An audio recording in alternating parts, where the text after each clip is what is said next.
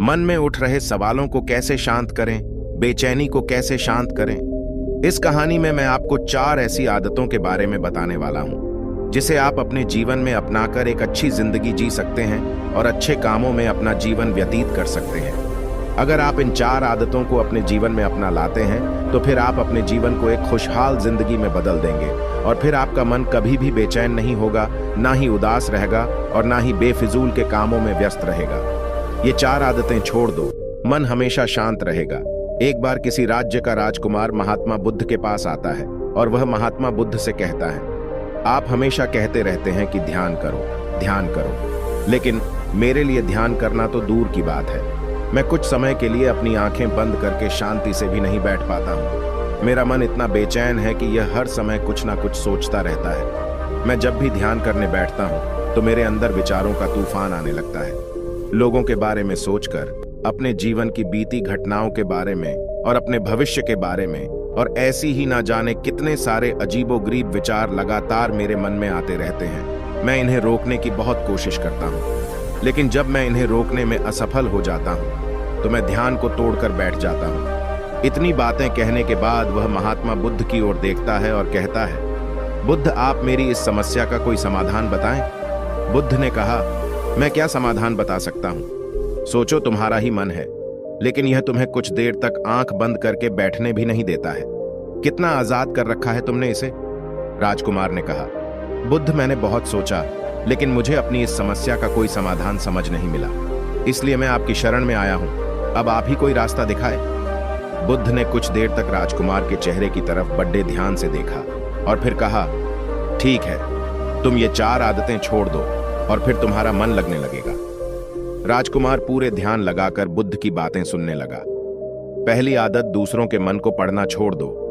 तुम और तुम्हारे जैसे ज्यादातर लोग यही गलती कर रहे हैं कि वो दूसरों की मन की बातों को पढ़ने का प्रयास कर रहे हैं कि अच्छा, सामने वाला मेरे बारे में ऐसा सोच रहा है, और यही एक आदत तुम्हें सबसे ज्यादा बेचैन और परेशान कर रही है। ज्यादातर उत्सवों पर लोग दूसरों के मन की बातों को गलत और नकारात्मक तरीके से ही पढ़ते हैं। जैसे कि लोग अक्सर सोचते हैं कि दूसरे लोग उनकी तरक्की से जलते हैं, उसे नीचा दिखाना चाहते हैं, उसे पसंद नहीं करते, उसकी मदद नहीं करना चाहते, और ऐसी ही ना जाने कितनी सारी नकारात्मक बातें ये लोग दूसरों के प्रति अपने अंदर बैठा लेते हैं। फिर उनके बारे में ही सोचते रहते हैं, उनसे बदला लेने के तरीके सोचते रहते हैं, उन्हें नीचा दिखाने के मौके ढूंढते रहते हैं, और दूसरों के प्रति यही नकारात्मक सोच इन्हें दुखी करती है और फिर ये लोग बेचैनी महसूस करते हैं।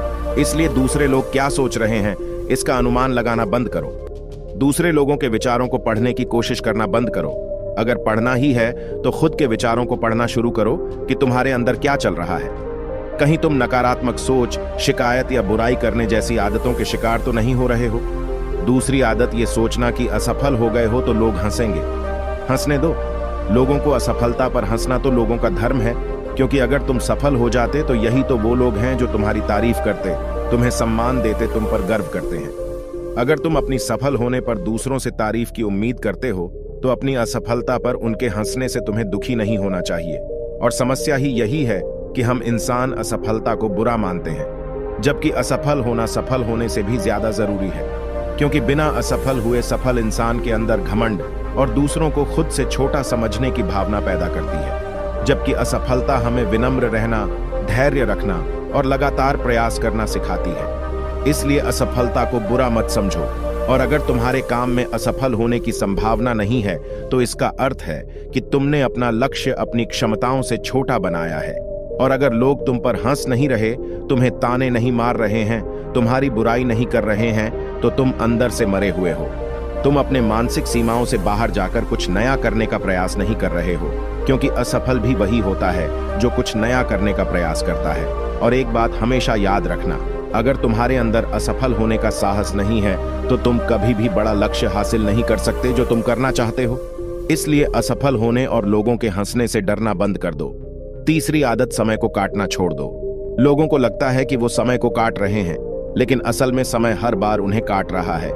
लोगों के द्वारा समय को व्यर्थ के कामों में बर्बाद करने का केवल एक ही कारण है, और वह यह है कि उन्हें लगता है कि उनके पास बहुत समय है, जबकि सच्चाई यह नहीं है क्योंकि उनसे पहले वाले लोगों को भी यही लगता था कि उनके पास बहुत समय है।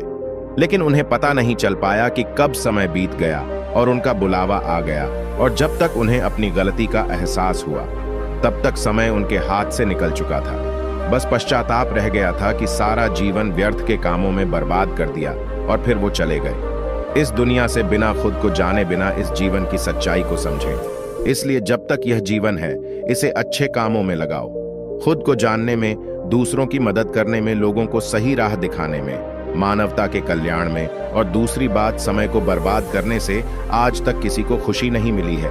हालांकि समय काटने से तुम्हें क्षणिक खुशी तो महसूस हो सकती है, लेकिन जब तुम्हें होश आता है और तुम देखते हो कि कितना सारा समय बर्बाद किया जा चुका है, तब तुम्हें खुद पर क्रोध आता है और तुम पश्चाताप के भाव से भर जाते हो। और फिर यही पश्चाताप का भाव तुम्हारे अंदर तनाव पैदा करता है और तुम बेचैन हो जाते हो और लगातार अपनी उस गलती के बारे में सोचते रहते हो। फिर तुम्हारा किसी भी काम में मन नहीं लगता और तुम उदास रहने लगते हो, और यह चक्र लगातार चलता रहता है जिसकी शुरुआत हुई थी समय को काटने से।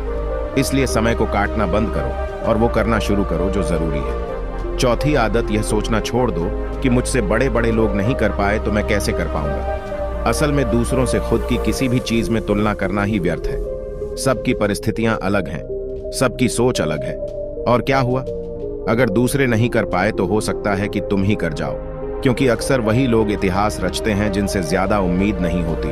और फिर हो सकता है कि जिसे तुम बड़ा समझ रहे थे, जिसके लिए तुम सोच रहे थे कि उसने बहुत मेहनत की है, बहुत प्रयास किया है, उसने कभी उतना प्रयास किया ही ना हो, केवल मेहनत करने का दिखावा किया हो। क्योंकि ज्यादातर लोग कभी उतनी मेहनत करते ही नहीं हैं जितनी उन्हें अपने लक्ष्य प्राप्ति के लिए करनी चाहिए, और दूसरे लोगों के सामने यह दिखाने का प्रयास करते रहते हैं कि मैंने तो बहुत मेहनत की थी लेकिन मेरी किस्मत ही खराब थी। और यही वो लोग हैं जो दूसरों को बातों ही बातों में कहते रहते हैं कि जब इतनी मेहनत करने के बाद मैं सफल नहीं हो पाया तो तुम कैसे हो आओगे। लेकिन अंदर ही अंदर यह इस बात को जानते हैं कि उन्होंने कभी उतनी कोशिश नहीं की थी जितनी उन्हें करनी चाहिए थी। ये बस दूसरों की नजरों में अपनी इज्जत बचाने के लिए और इस डर से कि कहीं दूसरा व्यक्ति इनसे आगे ना निकल जाए, यह अपने अधूरे प्रयास से घबराते रहते हैं और दूसरों को डराते रहते हैं कि जब मैं नहीं कर पाया तो तुम कैसे कर पाओगे। इसलिए किसी दूसरे असफल व्यक्ति को देखकर यह सोचना छोड़ दो कि तुम असफल हो जाओगे। तुम बस अपना सर्वश्रेष्ठ प्रयास करो और बाकी सब समय पर छोड़ दो। बुद्ध ने आगे कहा, अगर तुमने ये 4 आदतें छोड़ दी तो तुम्हारा मन एकदम शांत हो जाएगा और फिर तुम जहां चाहो वहां अपना मन लगा सकते हो। इतना कहकर बुद्ध मौन हो गई और राजकुमार को भी अब समझ आ चुका था कि उसे क्या करना है। उसने मन ही मन उन 4 आदतों को छोड़ने का निश्चय किया और बुद्धि का धन्यवाद कर वहां से चला गया। दोस्तों, इस कहानी से हमें यह शिक्षा मिलती है कि हमें यह नहीं सोचना चाहिए कि लोग मेरे बारे में क्या सोच रहे हैं। अगर मैं कोई काम करता हूं तो लोग उसे कम को लेकर हंसेंगे। इसके अलावा हमें अपना व्यर्थ ही समय बर्बाद नहीं करना चाहिए। इसके अलावा हमें कभी भी यह नहीं सोचना चाहिए कि अगर किसी व्यक्ति से कोई काम नहीं हो पाया है तो मैं उसे नहीं कर पाऊंगा। अगर दोस्तों आप मेहनत से किसी भी कम को करते हैं तो कोई भी काम छोटा या बड़ा नहीं होता और एक ना एक दिन सफलता अवश्य मिलती है। दोस्तों, आपको ये वीडियो जरूर पसंद आया होगा। अगर पसंद आया हो तो हमारे इस चैनल को लाइक, शेयर और सब्सक्राइब जरूर करें। साथ ही कमेंट में नमो बुद्धाय जरूर लिखें। धन्यवाद।